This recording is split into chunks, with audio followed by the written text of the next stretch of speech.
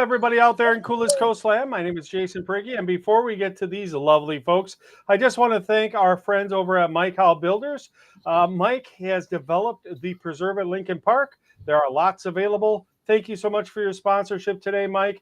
All the information can be found at MikeHoweBuilders.com. All right, paid the bills. How are you guys doing? We're good. Doing great.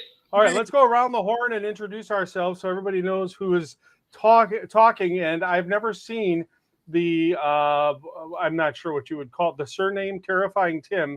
I'm not sure how you would abbreviate that. TR Tim? Double TG? That's Mr. Terrifying Tim to you. Mr. Terrifying Tim. Yeah. I sound like a school district at that point if I'm so. I'm not entirely in and of myself a school district, but you know, my beard has grown to a somewhat terrifying length. I'm always shocked when I see it.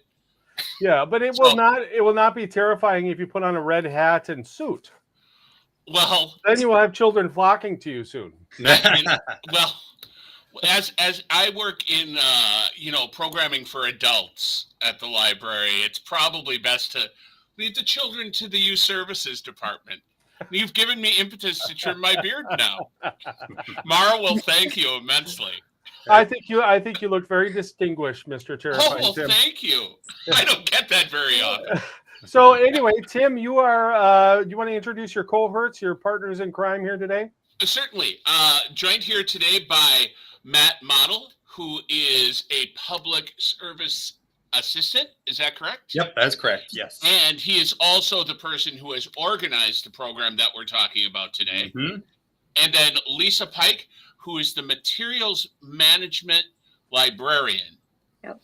and those are the official niches that we occupy, but we are united by a love of scary movies. Mm-hmm. Oh, and this brings us to our topic today. And I did add a little bit to the graphic that you did send me, Tim. I added a little bit of a date on the bottom. Love it. So everybody knows, but MPL's Matt presents Whatcha Watching. That's what we're talking about. It's going to be a program on October 31st at 6 p.m. and on the internet, right? Live stream. Yep. All right, super. So I'm going to kind of kick back here and let you guys kind of take over and tell me what's happening. I don't know who you want to start with there, Tim, but I'm coordinating you or giving you the distinguished title of manager of this stream. So you may. Oh, there you go. Yeah, we'll have to get you a tiara next time. But I've got the head for it. So what's happening, Matt? Why don't you run with it?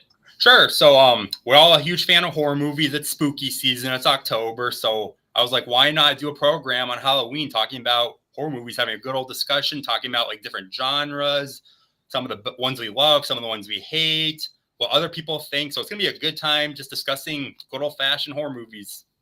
Awesome. Yep, and Matt just recruited us because we were the loudest about liking horror movies. Yep, exactly. That's really what all it comes down to. Yeah. So we should go around the horn and ask you what your favorite horror movie is. Now, I'm not a gory person. I'm more of the thriller person. Okay. So for me, horror to me is I've just lived through a horrible experience, so I don't need to really watch like horror movies, especially about dismemberment. But but the thing is, don't worry, Tina will think it's funny. But the thing is that I remember when I was a young man and I watched Carrie, and it blew my mind. Now, I hadn't read the book or anything. I just went and watched the movie, and I was disturbed more than normal for at least a month after that. So what's your favorite movie, you guys? Tim, what's yours? A lot of times, a lot of my favorite horror movies, period, are the Hammer horror movies that were put out in the 60s. They're just, I watch them every year, and I don't feel like I'm watching something I've seen before, but I've probably seen each of them 20 times. I love those, but like my favorite horror movie, it always comes back to like one of the last ones I've seen because it created the biggest impression. So for me, currently, my favorite number one horror movie is Longlegs. Long Legs. Yeah, the Nicolas Cage movie that's been described as a combination of Silence of the Lambs and Hereditary. which is a devil family movie, I guess you would call it. Wow. What about you, Matt? What's on your top of the list? My favorite one, hands down, is definitely The Shining. It's Kubrick's direction, the score, the atmosphere, the acting, just everything is just like chef's kiss. I cannot recommend that movie enough. So Kubrick made a masterpiece. I know Stephen King hated it, but I don't care what he thinks. Kubrick made a masterpiece, in my opinion. Yeah. In my opinion. Who cares what Stephen King thinks about it? Or anything for that matter. Right.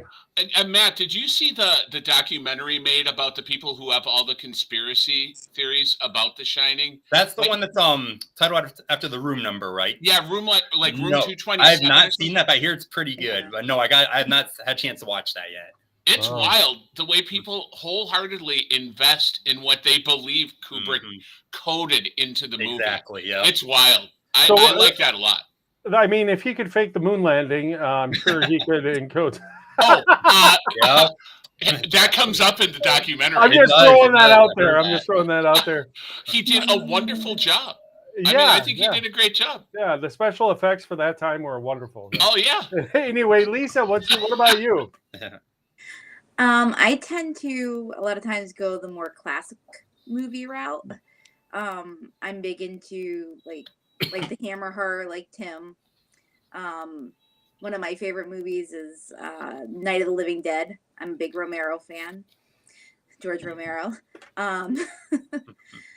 But I gravitate towards a lot of times the horror that is a little bit more like a social commentary. A lot of times, and those underlying like things that influence a lot of what goes on in the movie, whether the characters know it or not. Yeah, that's an interesting commentary because what's his name? Jordan Peele did a film, and I didn't put it on my list, but it was what was it? Get Out. Yeah. Oh, and it was like a horror version of John Malkovich. It was just unbelievable. Yeah. Oh yeah. I love Jordan Peele's take on horror. It comes. I like it when people come at it from a distinct and unique point of view. And I agree with Lisa in that I think every good horror movie, everyone that really sticks with me is a metaphor for something else. Mm-hmm. Like the movie The Babadook. I don't know. Oh yes. I love that, and it's just a great bizarre take on it, and the people are scarier almost than the monster, which is great. But the whole thing is a metaphor about a loved one dying. At least that's what I took from it, and that you never lose that monster. You just hide it under the stairs, and every once in a while you let it out to eat. Wow. And then it goes back under the stairs on its own. And I love that metaphor. And but that's just one example of like a great horror movie, like Night of the Living Dead. I saw a movie just recently called Messiah of Evil. Yeah. And that's you can see how that affected Night of the Living Dead. That's such a weird like early 70s art house horror movie. I mean, you don't see any gore. There's no gore in it really whatsoever. It's implied, but you don't see it. And it's just very... Sometimes that's worse than actually seeing it. Yeah. Agreed. I totally agree with that. So let's talk about the program. Once again, folks, this is going to be Matt's Whatcha Watching. Hard for me to say here. Kind of a horror title for me. October 31st at 6 p.m. So tell me a little bit about the program. What's kind of the format? What are you doing? The format. See what I did there? Yes, anyway. I did. That's a question for Matt. You are very clever. So basically, we're going to kind of cover like three genres. I kind of narrowed it down to like the paranormal, which is one of the biggest genres. Slashers, another big one, and then psychological horror. And then we're going to like kind of discuss like some of the best ones. And then after we go through all the genres, we'll talk about some. I don't really have any lists for this one. Just like what we consider some of our worst horror movies that we just absolutely hate, that are horrible, not scary. And then I did a survey with some of my close friends. I kind of asked them like some questions, and we're going to see the results of those. I'm going to kind of share that on the program too, see what they all thought. Wonderful. Yeah, I thought Forrest Gump kind of failed as a horror movie, but yeah. I don't know. It scared the crap out of me. Can I say that word? Actually, can I say that word? Actually, sure. Actually, this is not the library's live stream, so feel free. Anyway, I had read something. I think it was the IMDb or whatever website that the depiction of the war scene in Vietnam in Forrest Gump was one of the most realistic versions from Vietnam vets that had weighed in that they had seen on film, which I thought was really interesting. It was a really good scene, obviously, where he goes back for Bubba and everything. So that's probably the most goriest scene. So, are you accepting questions on the live stream, or how do people participate? Sure. So they can comment anytime they want. My wife will probably comment a lot too. She comments every time so far. So she'll probably be the one commenting, or the only one commenting, quite honestly. So we shall see. She's not a horror movie person, so maybe she'll kind of keep quiet on this one, but who knows? Yeah. Yeah, but just type your questions and comments into the comments bar. Yep. This particular one is only, it's on our Facebook and our YouTube channel. So either or, both live streaming. And we love it when there's audience participation. Mm-hmm. I mean, people throwing in what they like, they don't like, why. It's great. It makes the show even better. You know, I'm always into movie recommendations. I consider myself a novice cinephile. I love movies. I love watching movies. I own a lot of movies. So the movies that you talk about, are you going to give options for where people can find them? I'll probably we're going to talk about like some new and upcoming ones. Yeah, we can definitely I'll probably try to do ones we own or are going to order at the moment, but also like where you can find them on streaming, anywhere else basically. Yeah, we will do that too. Awesome. So like some of the movies you're talking about, not all of them can be checked out at the library. Probably not. No, because some of them are coming up, or we just haven't ordered them yet. Yeah. Oh, sure. Hopefully we will. With all the streaming services, I'm sure you'll be able to find those things. Hopefully. So what are the ingredients for a good horror film? I always got scared of all the gore, but now Tim, you're saying the psychological aspect is the scariest part. And for me, I'd have to agree, but is it a combination? What do you guys think? What makes a good horror film? I for sure think it's a combination. I mean, like a lot of splatter, I don't find to be that scary. It just seems extraneous. It doesn't really add to the plot. Although I have to admit that I just watched a movie called In a Violent Nature. In a Violent Nature. Yeah. I always want to say in a violent manner because that's how he's getting it.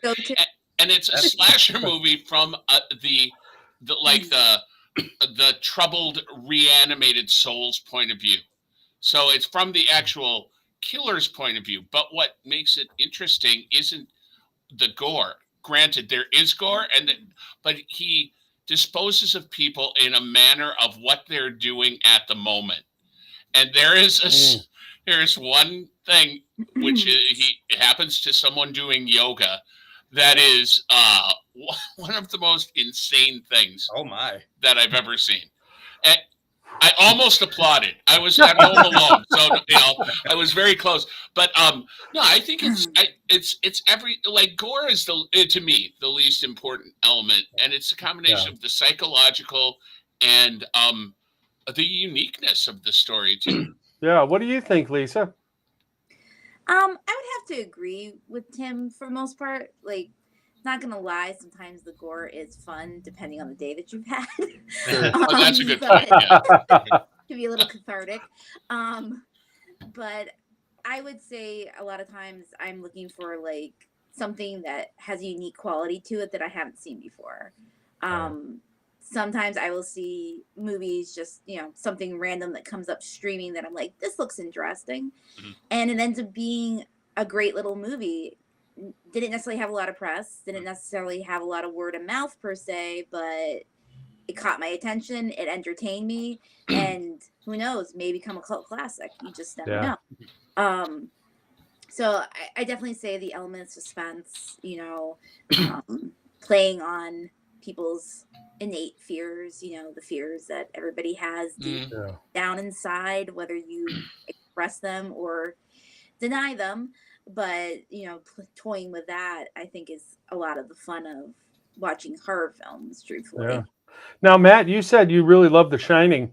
Why is that? What makes that movie so special? What are the elements in that horror movie that you love so much? Well, one thing I've noticed as I watch more, is I love a good sense of like dread atmosphere, like despair, like for like a recent one, Hereditary, like Tim mentioned, that one is all dread, and I love that's why it's one of my favorites. But The Shining's like that too, where you're like, oh my god, what's Jack Nicholson gonna do now? Like, what's gonna happen? What are they gonna see? Like, it's just like there's no like, it's all fear and like dread. Right. That's what I like in a horror movie, where it's just like you're just like, oh my god, what's gonna happen next? I don't like this. What's gonna happen? So, I just love that. So I don't like if it relies on jump scares too much. I don't like that either. If it's like a good creative scare, like that, just like kind of focuses on that dread horror, then I love that. So that's why I like The Shining. It's very similar to the stuff I like recently nowadays. Wonderful, wonderful. So everybody, once again, this sounds like a fun program. MPL's Matt presents Whatcha Watching on October 31st at 6 p.m. and it will be on the Manitowoc Public Library's YouTube and Facebook pages. So tune in and check that out. Anything else you guys need to cover? I'm kind of scared of what you're going to say. No, well, don't be scared. It's not filled. No, but come with movies. You know, anyone who's tuning in, come with movies that you like and jump into the conversation. Absolutely. We have an outline, but as you can tell, we're not like strictly adherent to diverging from it if an interesting topic comes into it. Yeah, and I'd say that's the biggest thing, right, Matt? I mean, we're prepared to participate. Please do, yes.